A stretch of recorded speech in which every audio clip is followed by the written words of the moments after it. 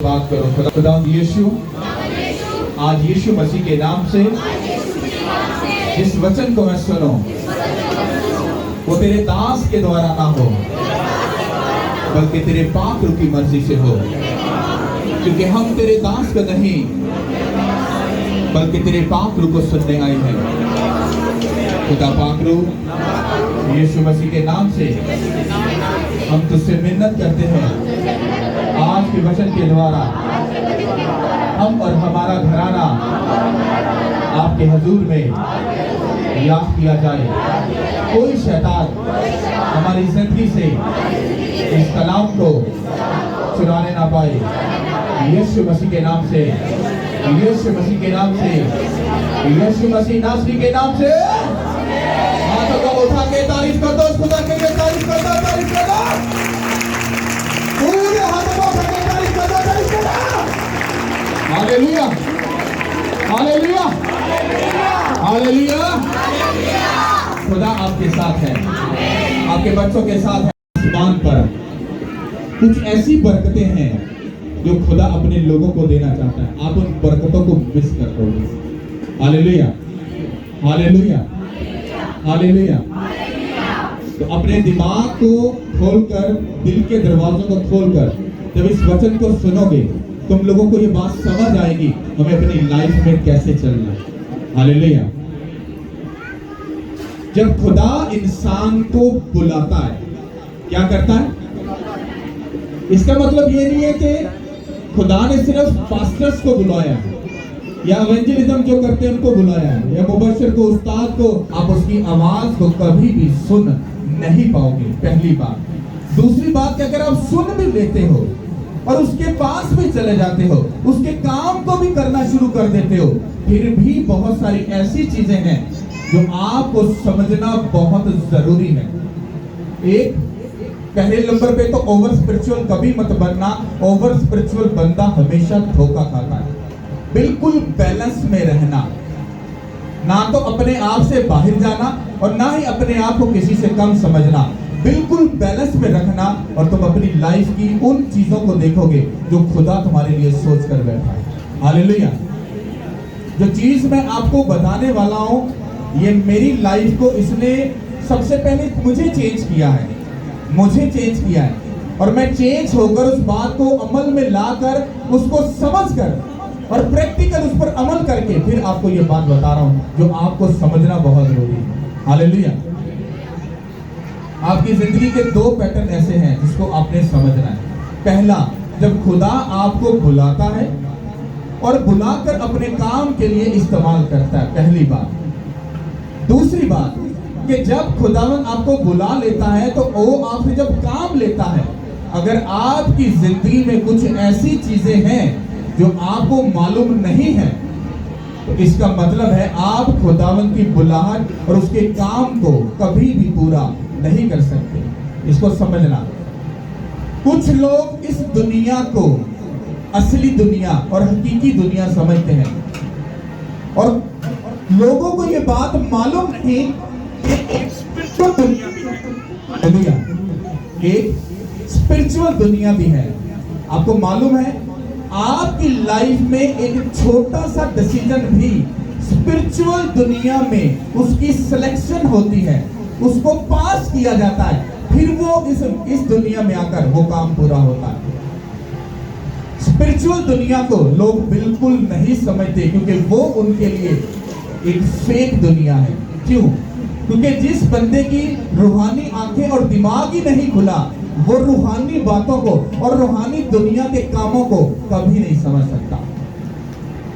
और जो इस दुनिया की ऐशो इशरत और इस चीजों में फंसा हुआ है और रिश्तेदारी और सब चीजों को वो बड़ी बखूबी निभा रहा है, वो बंदा उस रूहानी दुनिया में उसके लिए जो हो रहा है वो उन चीजों को कभी भी देख नहीं पाता और उसको ना देखने की वजह से उसकी यहाँ की जो जिंदगी है वो पूरी डम हो जाती है। और जब डम हो रही होती है लाइफ तो कुछ तूफान नहीं आता, कुछ प्रॉब्लम परेशानियां नहीं आती है, लेकिन आपकी जिंदगी में बहुत कुछ बिगड़ चुका होता है। हालेलुया। कितनों को मेरी बात समझ आ रही है?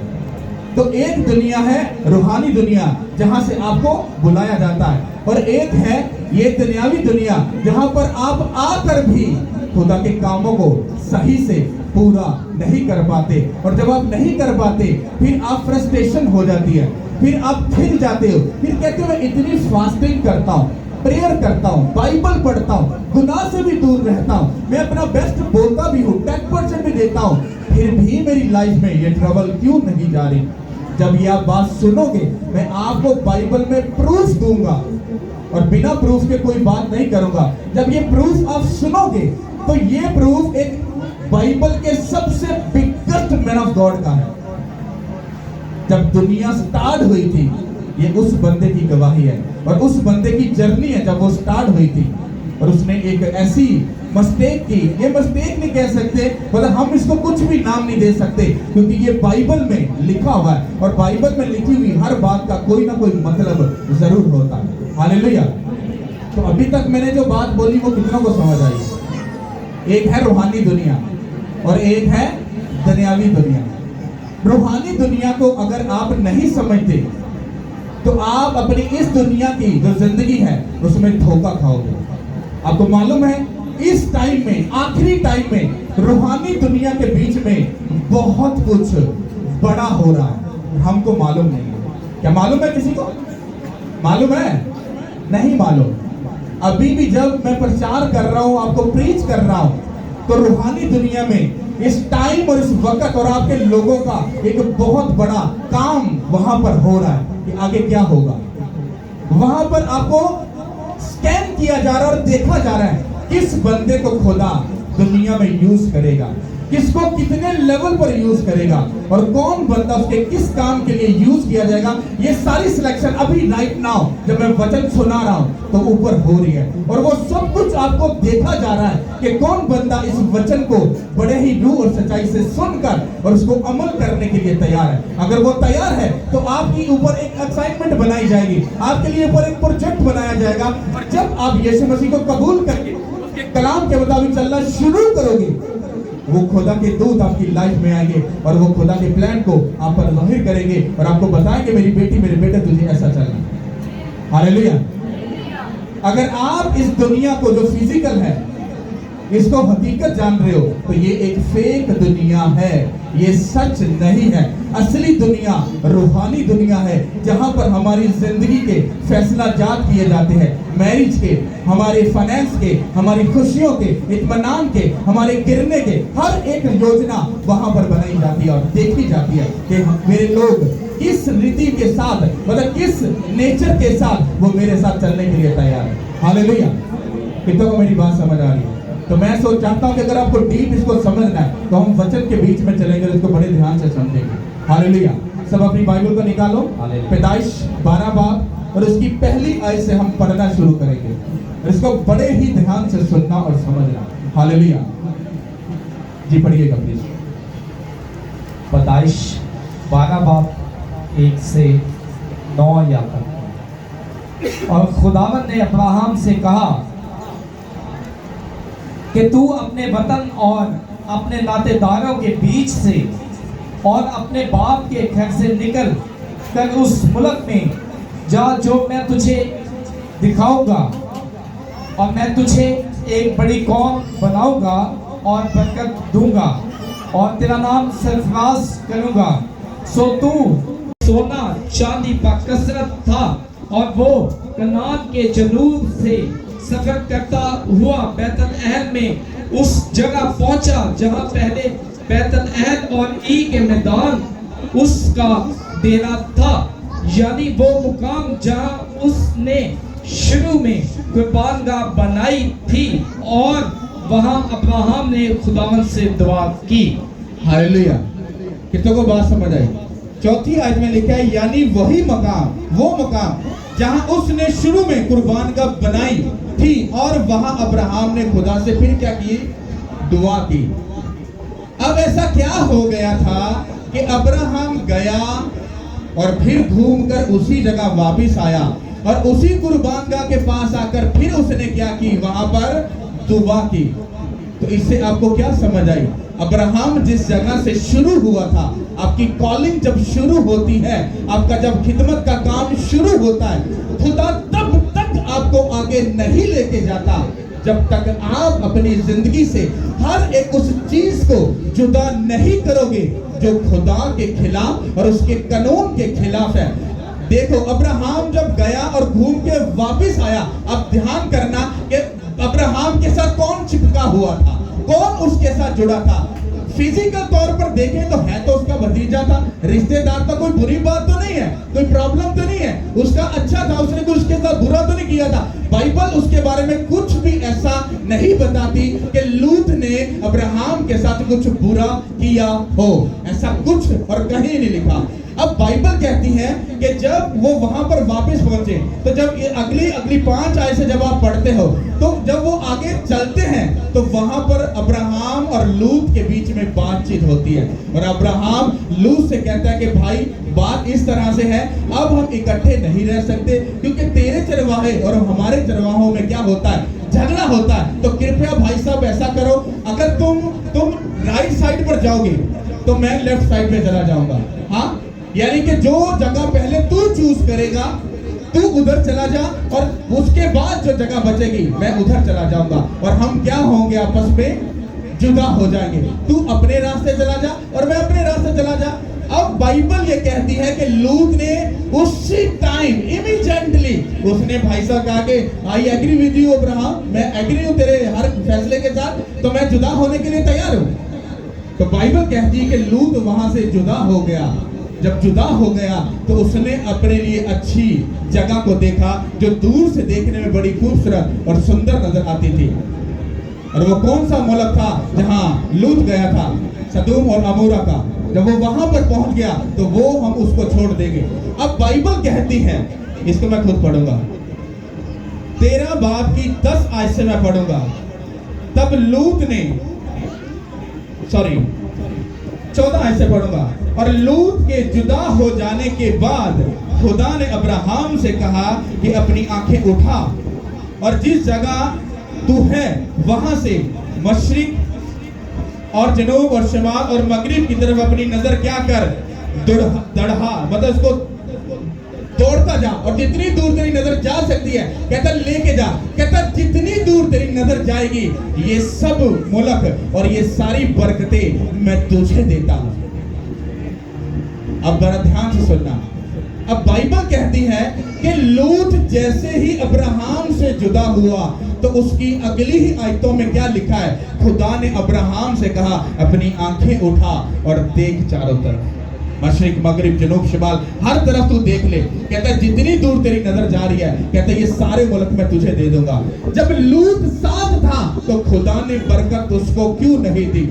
उसने वो बड़ी बरकत का जो हिस्सा था उसको क्यों नहीं दिया? क्यों? क्योंकि लूत उस ब्लेसिंग का हिस्सा नहीं था। हालेलुया। अब ध्यान से समझो, जब आप लोगों को खुदा बुलाता है और आप लोगों की जिंदगी के अंदर कुछ लोग ऐसे आपको चिपके होते हैं, ऐसे आपको लिपटे होते हैं, उन्होंने आपके साथ बुरा तो कुछ नहीं किया, बट वो खुदावन के उस प्लान में आपको आगे जाने से वो रोक रहे हैं। हालेलुया।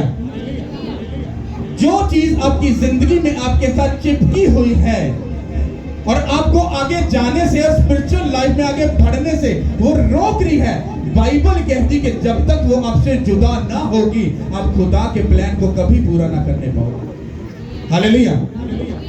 अब अगर लूत समझदार होता तो वो वहां पर अब्राहम से बात कर सकता था, वो बोल सकता था मेरे भाई देख तूने ये बात तो कर दी, लेकिन मैं तेरा छोटा भाई हूं, तेरा भतीजा हूं, तेरा रिश्तेदार हूं, वो मेरी बात सुन, जो तेरा खुदा वही मेरा खुदा, जो तेरा रास्ता वही मेरा रास्ता, मैं सदा तेरे ताबे रहूंगा, मुझे अपने से जुदा मत कर। और हो सकता है लूत की ये बात सुनकर हो सकता है खुदा वो ब्लेसिंग रिलीज करता और लूत भी उस ब्लेसिंग का हिस्सा बन जाता।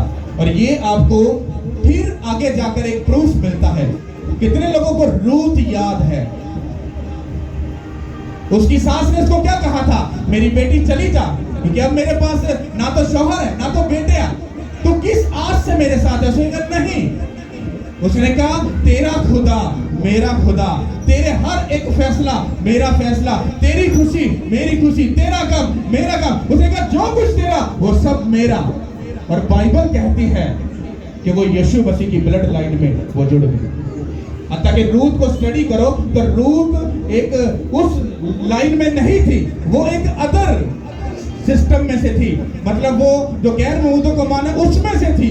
लेकिन बाइबल कहती है जैसे ही उसने यीशु मसीह को कबूल कर लिया, मतलब उसकी लाइन को, उसके उस काम के उस मिशन को उसने एक्सेप्ट कर लिया, और बाइबल कहती है कि वो यीशु मसीह के ब्लड लाइन में घुस गई और एक बड़ी जीत का और एक बड़ी इज्जत का वो हिस्सा बन गई। हालेलुया। लूत भी ऐसा कर सकता था, पर लूत ने ऐसा नहीं किया।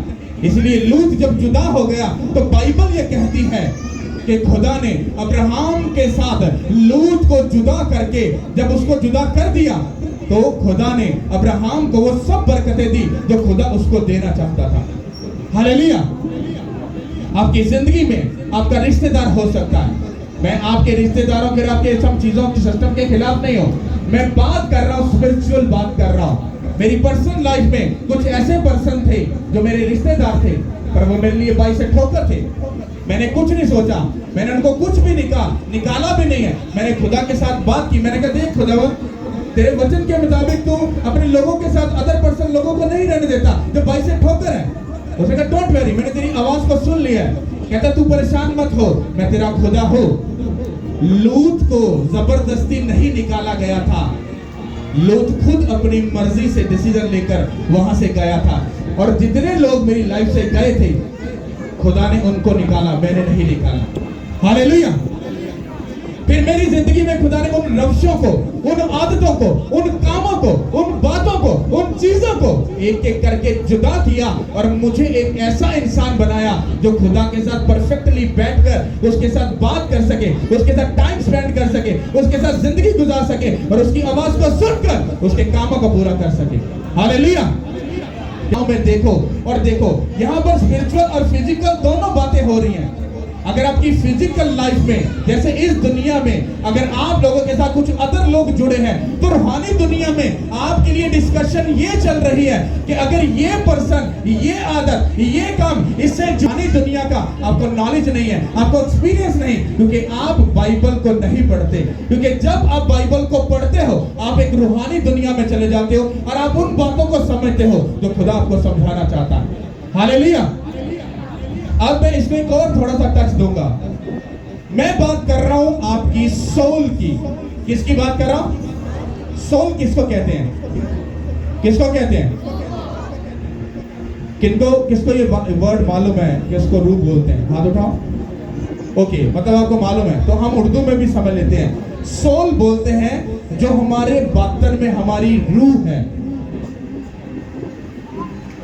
खुदावंद को हमारा जिस्म चाहिए या हमारी रूह चाहिए? क्या चाहिए? क्या चाहिए?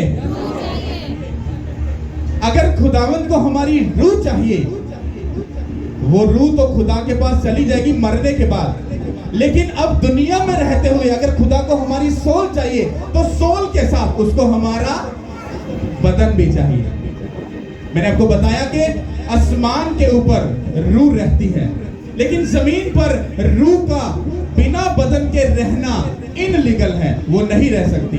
तो इसका मतलब क्या हुआ? अगर खुदा भी नीचे अगर आता है या अपने रूह को भेजता है तो उस रूह को इस बदन की जरूरत पड़ती है कि ये बदन और ये सोल मुझे दे दे ताकि मैं इससे काम ले सकूं। कितना कोई बात समझ आ रही है? अब ये आती दुनिया की बात। अगर शैतान क्या है? वो जिस्म है कि रूह है? जरा खुल के बोलो, नींद तो नहीं आ रही? रूह है। तो फिर शैतान को भी जमीन पर काम करने के लिए क्या चाहिए? आपकी सोल, आपकी रूह चाहिए। अगर आप मर गए हो तब भी चाहिए, अगर आप जिंदा हो तो फिर उसको आपकी सोल भी और आपका बदन भी चाहिए ताकि वो एक तीर से दो निशाने कर सके। कैसे?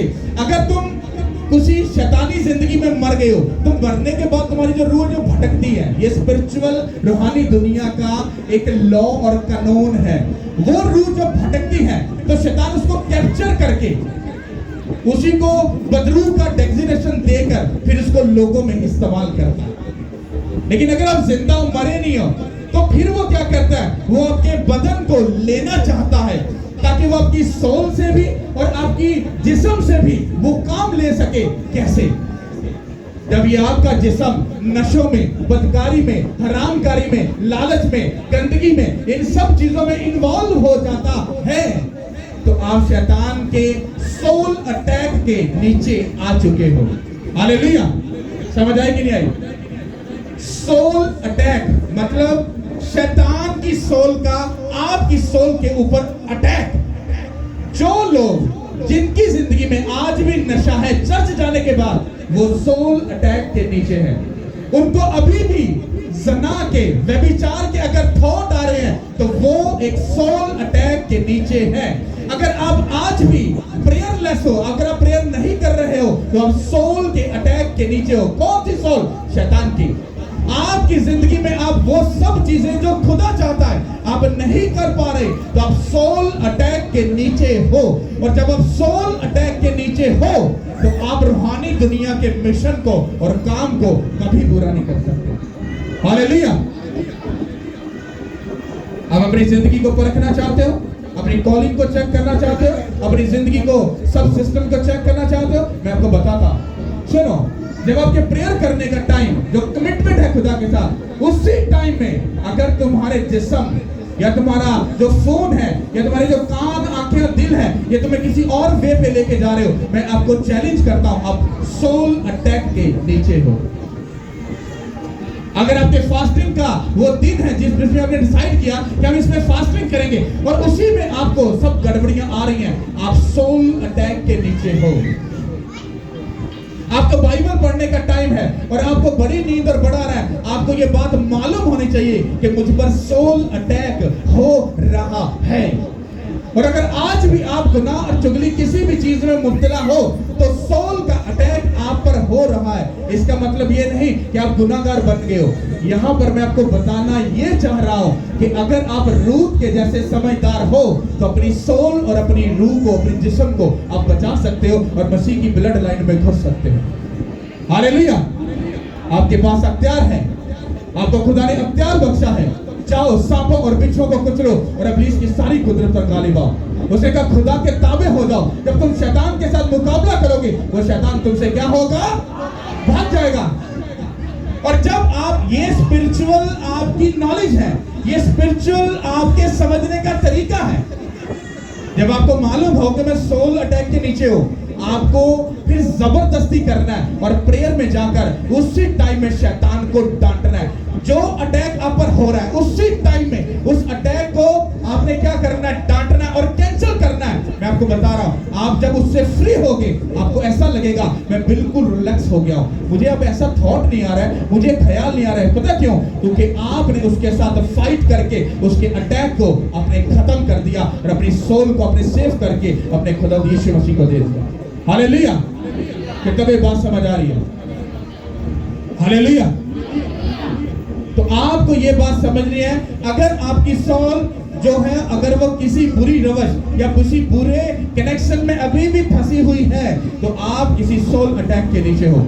और आपको ये बात अच्छी लगे या बुरी लगे, इससे फर्क नहीं पड़ता, पर रूहानी दुनिया में ये सारा सिस्टम चल रहा है। वहां पर देखा जाता है कौन सोल अटैक के नीचे है। एक बंदा सोल अटैक के अगर नीचे, शैतानी अटैक्स के नीचे है, वो अपनी स्पिरिचुअल लाइफ में आगे ग्रोथ नहीं कर सकता। वो आगे बढ़ेगा फिर गिर जाएगा। किस तरह से? वो आगे जाएगा फिर अपनी जगह पर, फिर आगे जाएगा फिर जगह। कैसे? अब्राहम की तरह। अब्राहम को बुलाया, मेरा काम कर, पर उसके बदन के साथ, उसकी सोल के साथ उसका भतीजा अटैच था और खुदा ये नहीं चाहता था ये तेरे साथ रहे। और जैसे ही वो जुदा हुआ, लेकिन जब तक जुदा नहीं हुआ, बाइबल कहती है अब्राहम गया और फिर मुड़कर वापस आ गया। वो गया और फिर मुड़कर उसी जगह वापस आया। जब उसने लूत को जुदा किया, फिर उसी जगह से उसकी जर्नी स्टार्ट हुई। इसका मतलब क्या हुआ कि जब तक आप अपनी जिंदगी में खुदा को पहला दर्जा देकर अपनी जिंदगी से सब चीजों को डिस्कनेक्ट नहीं करोगे, आप आगे तो जाओगे, फिर आप घूमकर फिर उसी जगह वापस आओगे। और आप लोगों को मालूम है, आपको एक टेस्टिमनी मिलती है आप 2 महीने सुकून में रहते हो, फिर जाकर जब आप पर अटैक होते हैं, वो अटैक क्यों होते हैं? क्योंकि आप अपनी सोल को सेव करके खुदा के ताबे नहीं रखते और उसके प्लान में आप बने और खड़े नहीं रहते, इसीलिए आप ठोकर खाते हो। कितनों को ये बात समझ आ रही है? और कृपया भाई साहब, ये वर्ड मुझे बड़ा अच्छा लग रहा है, मैं इसलिए बोल रहा हूं, तो कृपया भाई और बहनों ये बात पे तवज्जो करो। शोहर एक अच्छा या ज्यादा? हाँ, मैं खोल के बोलो ना, मैं स्पिरिचुअल गाली करना है। हाँ, एक ही अच्छा ना? तो भाई साहब देखो, चर्च हो या कोई भी किंगडम हो, ना तो पादरी गलत है तो ना किंगडम गलत है, सब बेस्ट है। सब क्या? वो सब ब्लेस है। और मैं सब पादरियों में से छोटा हूं, ठीक है, ये भी बात पक्की है।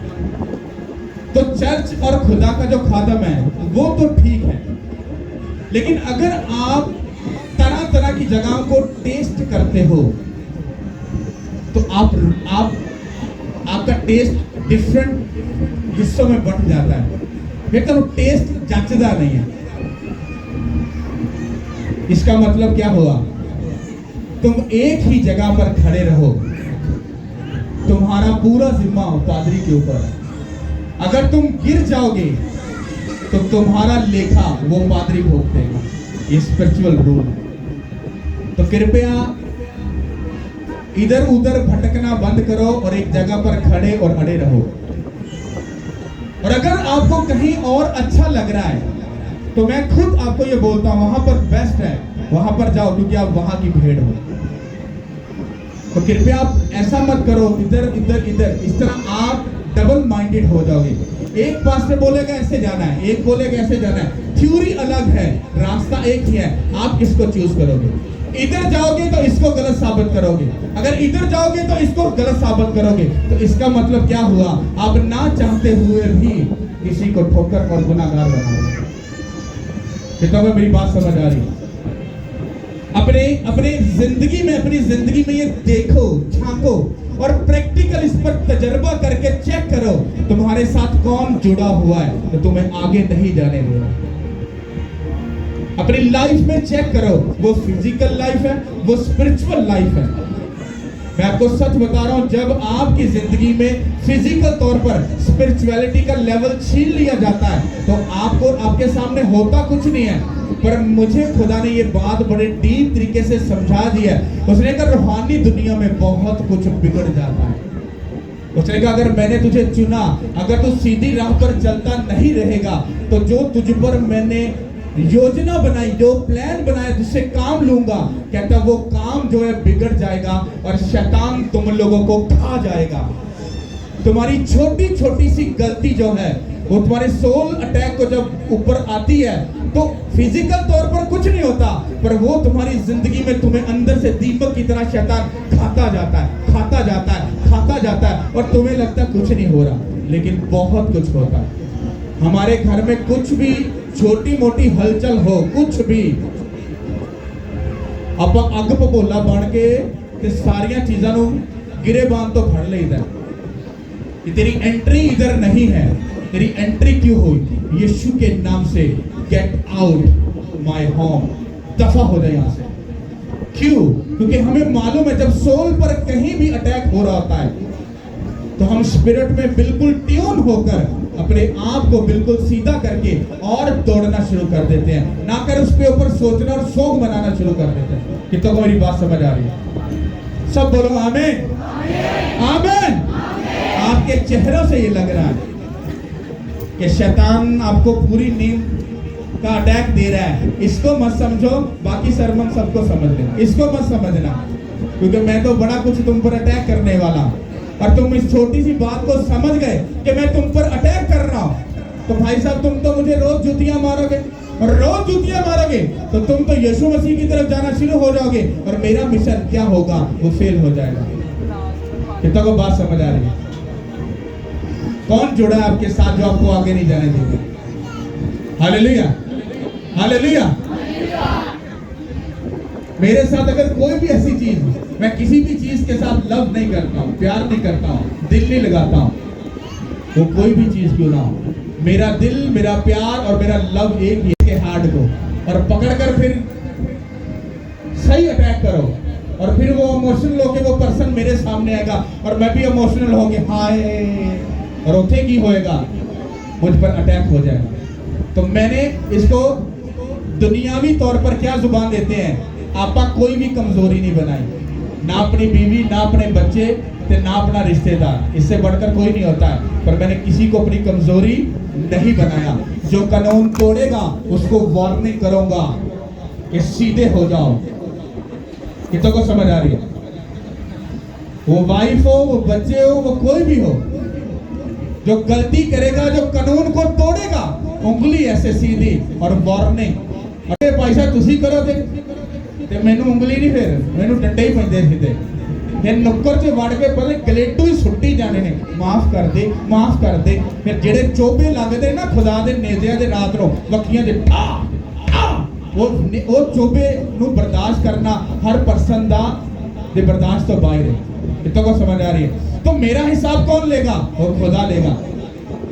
और जो मेरे साथ जुड़े हैं, जो ब्लड में मेरे रिलेशन में हैं, उनको मैंने ये गाइड और समझाते रहना है, किसी सोल अटैक के नीचे नहीं आना, उनको बच के रहना है, तभी हम खुदा के काम को पूरा। वरना तुम अब्राहम की बात को पढ़ लो, समझ लो, लूत उसके साथ जुड़ा और खुदा ने जब तक उसको जुदा नहीं कर दिया, उसको आगे नहीं बढ़ने दिया, फिर उसको मोड़कर उसी जगह पे लेके आया। आप स्पिरिचुअल दुनिया में कुछ भी कर लो, कितना भी इधर उधर ढूंढ लो, जब तक आप क्लियर नहीं होगी आप आगे नहीं बढ़ोगे। बनी इस्राइल क्या करता था जब उसने गुनाह किया? तो घूम के फिर उधर ही, घूम के फिर उधर ही, 40 साल घूम के फिर उधर ही, फिर इधर ही। रीजन क्या था? खुदा के कानून को तोड़ना। कौन आगे गया था? उनकी नस्ल आगे गई थी। हालेलुया, सब बोलो आमीन। अपनी आंखों को बंद करो।